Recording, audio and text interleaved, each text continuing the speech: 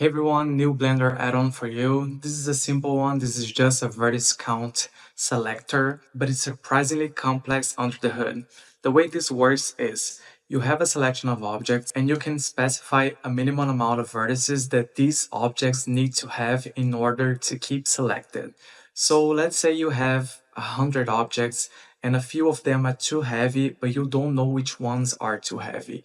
You select all of these objects, you set up a minimum amount, let's say 100,000 vertices, you run the command, and it's gonna leave only those objects that meet the requirement selected. This is extremely helpful for complex scenes where you don't really have the time to investigate and find these objects.